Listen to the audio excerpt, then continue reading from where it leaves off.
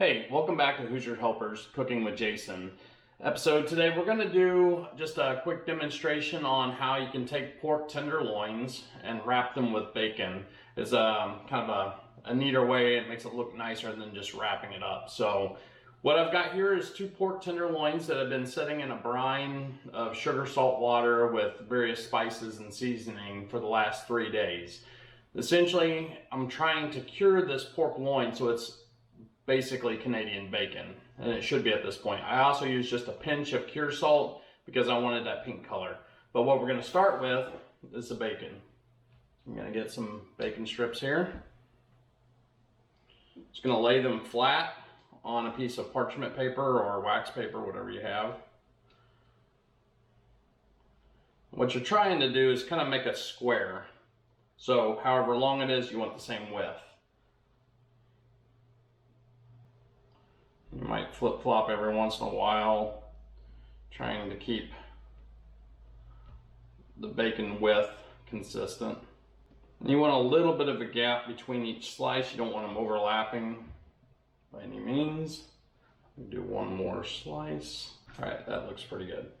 Now what we're going to do, we're going to take every other one and we're going to flip it back. Here, we're going to start with our cross pieces. So we're going to lay, starting at the edge, one slice down. We're going to flip back our slices on top of it. Then the odd ones, we're going to flip back the other way. What we'll end up with is a weave of bacon that will lay flat and look really cool. So once we get that in, flip the ones back over.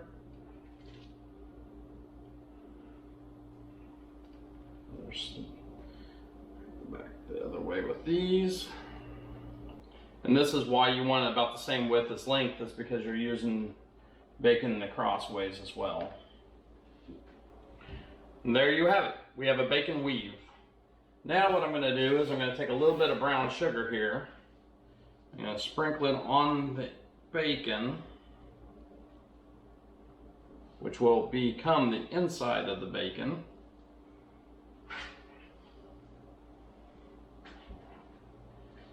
And we're going to take my pork tenderloin and lay those in here.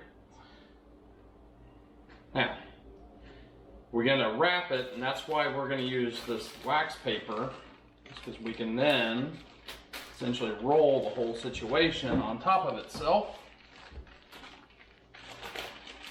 and remove wax paper.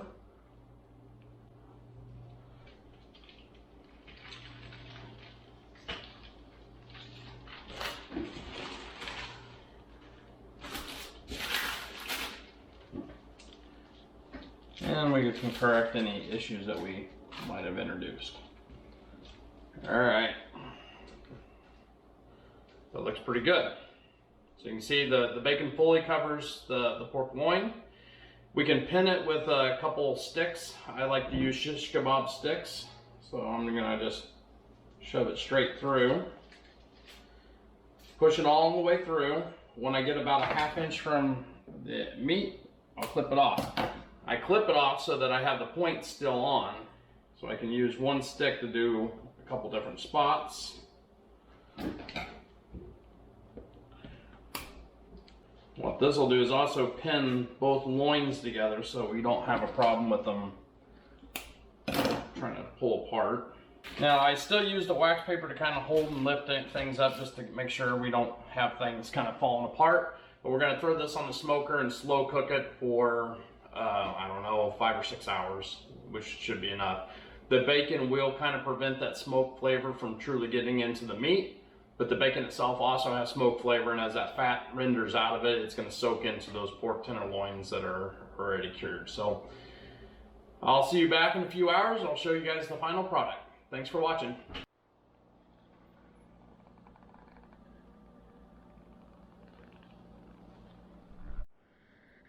And there we've got it all finished up. You can see the bacon is nice and crispy and tightened up on that pork loin.